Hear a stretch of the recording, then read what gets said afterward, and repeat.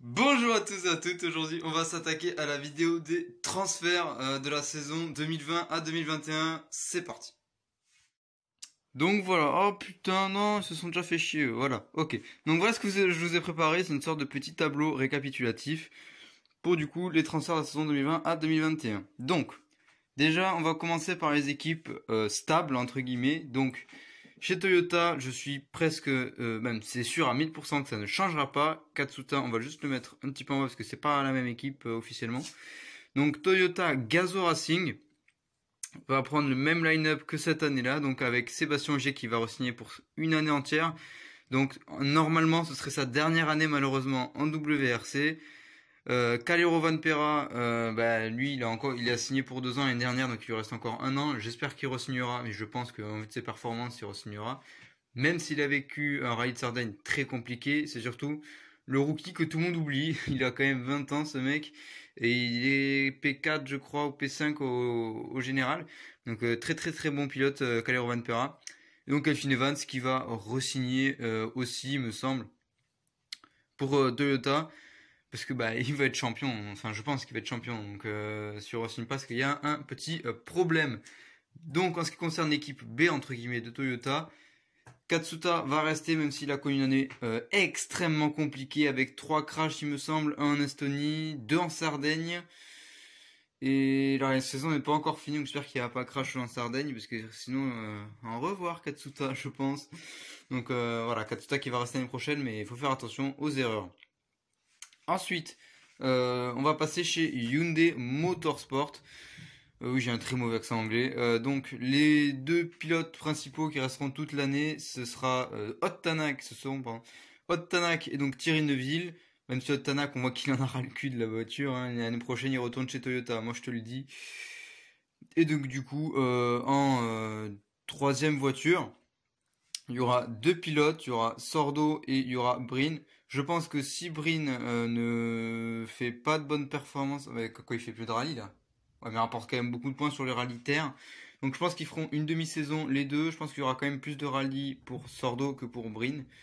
Donc voilà. Mais ça fait quand même longtemps que Sordo n'aura pas roulé autant. Je pense le voir au Monte Carlo cette année-là s'il conclut à Monza. S'il ne conclut pas à Monza, ce sera donc Greg Brin qui prendra son volant parce que vous savez que Monza ça va être un rallye incroyable, genre ça va être un Monte Carlo revisité à la façon italienne. Donc voilà.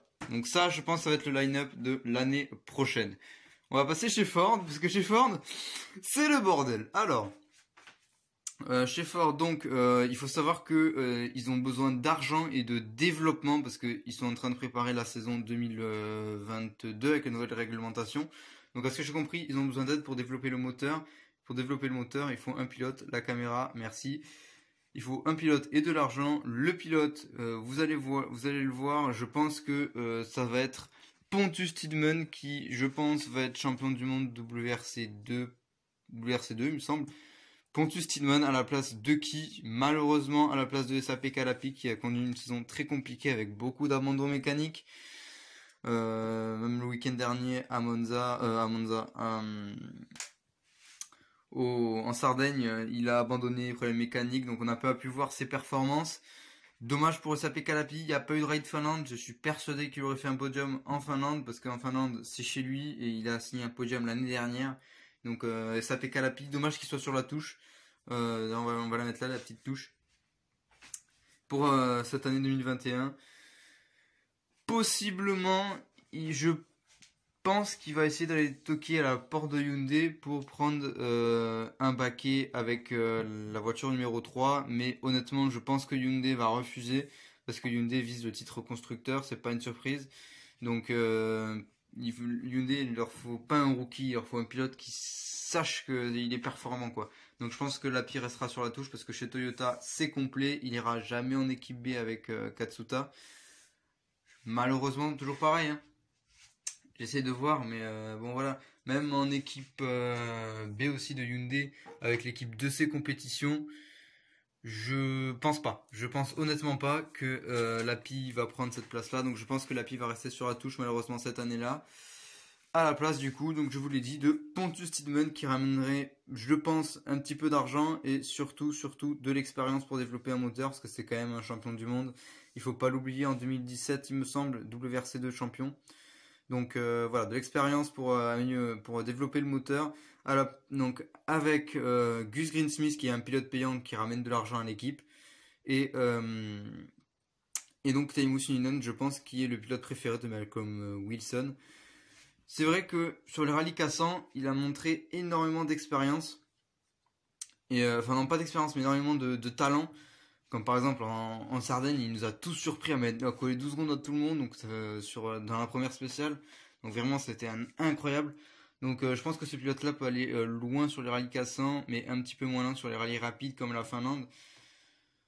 Où il n'y a pas la ramasse, donc je sais pas. Je sais pas, sur asphalte, il est moyen. Donc honnêtement, je sais pas. Il faut qu'on ait plus de rallyes asphalte. C'est vraiment très important parce que le rallye Monte Carlo, on peut pas évaluer un pilote là-dessus parce que ça se joue sur le choix de pneus en fait, le Monte Carlo. Donc voilà, on peut pas, il faut qu'on ait plus de rallye asphalte pour évaluer bien les pilotes sur asphalte. Donc voilà. Et ça, on en reparlera sur la vidéo du calendrier, pardon. Donc voilà, je pense que le line-up chez Ford va être comme ça. Malheureusement, des enrois des Sapé Calapi qui, je pense, peut-être va essayer de repartir en WRC2 ou WRC3, je ne sais absolument pas. Mais en tout cas, chez Ford, je suis presque sûr que ça va donner ça l'année prochaine. Chez Toyota Gazoo Racing, ils l'ont officialisé il y a 1 ou 2 jours, il me semble. Ogier re-signe. Donc ça va donner comme ça. Et donc Katsuta, c'est pas encore dit, mais je suis sûr qu'il va re-signer. Chez Hyundai, ça va donner donc ceci, comme je l'ai déjà dit. Et donc du coup, on a oublié de faire une équipe, l'équipe de ces compétitions. On va envoyer partir en couille. Donc Loubet, ça c'est Loubet, peut-être que vous le reconnaissez pas, mais c'est Pierre-Louis Loubet. Je pense va être rejoint par Veiby. Pour la bonne simple raison qu'il va prendre le volant de Veiby pour le rallye de Monza. Je pense que s'il fait un bon résultat, il va aller avec Pierre-Louis Loubet. Alors je sais pas s'ils vont avoir 2 voitures différentes ou si malheureusement Loubet se fait niquer et il prend que la moitié de saison avec Veiby. Je ne sais absolument pas, mais je pense que dans l'hypothèse où Veiby fait un très bon résultat, ils vont le prendre chez de ces compétitions. Alors il faut savoir que chez de ces compétitions, c'est un petit peu délicat, puisque les voitures, il me semble, sont fournies par l'équipe Hyundai, mais l'équipe Hyundai paye les pièces et tout, mais c'est pas eux le développement, c'est pas eux, enfin, développement, comment dire, c'est pas eux qui prennent en charge la voiture pendant le week-end de rallye, quoi, voilà. Donc peut-être que avec je sais pas ce que gagne le titre constructeur. Je crois que le titre constructeur doit obligatoirement engager un pilote en WRC, donc dans une équipe B comme l'a mis Toyota Gazoo Racing. Puis la suite avec Hyundai. Je me base uniquement sur des suspicions. Ce n'est absolument pas sûr du tout. Je me base uniquement sur des suspicions parce que avec ce que j'ai vu, voilà. Parce que comme je vous l'ai dit, à partir du moment où Toyota a gagné un titre mondial, bam, ils ont engagé Katsuta. À partir du moment où Hyundai a été champion du monde, bam, ils ont engagé Loubet. Donc voilà, je me base sur des suspicions encore une fois. Mais voilà, peut-être un Veiby pour être intéressant parce que du coup, ça ferait qu'on aurait un line-up carrément changeant, voilà, on va dire ça, parce que d'un côté, on verrait beaucoup mieux les performances de Dani Sordo et de Greg Breen. Je pense que pour Dani Sordo et Greg Breen, il faudrait que Hyundai, malheureusement, en dégage un.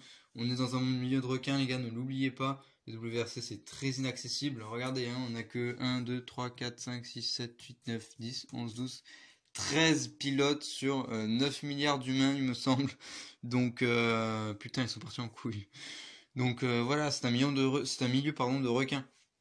Donc, du coup, je pense que ce serait intéressant pour Hyundai de miser coup de poker, on va dire, en faisant moitié rallye de terre.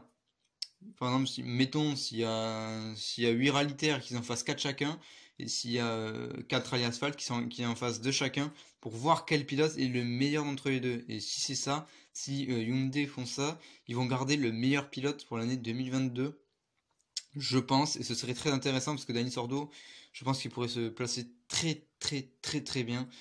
Une P4 ou une P3, mais très régulier en tout cas, Dani Sordo, excellent pilote. J'espère qu'il va pas partir du WRC. Mais de toute façon, c'est sûr qu'il va re-signer parce qu'avec sa victoire en Sardaigne, je peux te dire que bon, voilà. Donc voilà, je pense que le line-up, ça va être ça. Petit mot par rapport au WRC 2. Donc je pense que, je pense. L'API, du coup, je vous l'ai dit, va certainement repartir en WRC 2, ou alors il va essayer de trouver une magouille pour trouver une voiture à louer. Si et seulement si il veut revenir en WRC, parce que s'il dit ah c'est bon, voilà quoi, il partira pas en WRC 2, hein, il prendra sa retraite à 23 ans je crois, donc enfin non pas 23 ans mais peut-être 27 ans, un truc comme ça. Donc bon voilà. Voilà. Et sinon je vais aussi vous parler du rail de Monza qui va être juste incroyable. Il y a un plateau mon gars, que ce soit en WRC, en WRC donc où il y a Veiby qui risque de faire des conneries parce que ça va être très piégeux, que ça va se rapprocher du Monte Carlo les conditions. Il y a Valentino Rossi aussi, je crois qu'il le fait. Il y a en WRC, après en WRC 2 il y a Pontus Tidemand, Johan Kopetzky et un autre grand pilote, je sais plus lequel. Mais après, il va y avoir une grande bataille aussi avec du coup Pontus Tidemand et Mads Osberg qui va repartir en WRC l'année prochaine, je pense. Donc voilà, à suivre. Et voilà, c'est tout pour moi. Putain, j'arrive pas à parler. Pour cette vidéo des transferts 2020, j'espère que j'aurai été clair dans mes propos. J'espère que surtout que j'aurai raison. Putain, je tremble, voilà. Si vous voulez me voir streamer sur Dirt Rally 2.0, notamment, ça se passe sur Twitch. Twitch, c'est WRC-actu-YT, il me semble. C'est non, rallye-actu-YT, voilà, c'est plutôt ça. Je pense, j'ai un Instagram aussi, donc où je partage des news, hein, que je fais pas forcément dans nos vidéos. Donc voilà. C'est WRC-actu-YT, tout simplement. Je vous le mettrai en description. Bon, alors. Et puis voilà, j'ai fini ma petite pub, voilà. Je vous souhaite une excellente journée, et puis à plus tard. Ciao, ciao.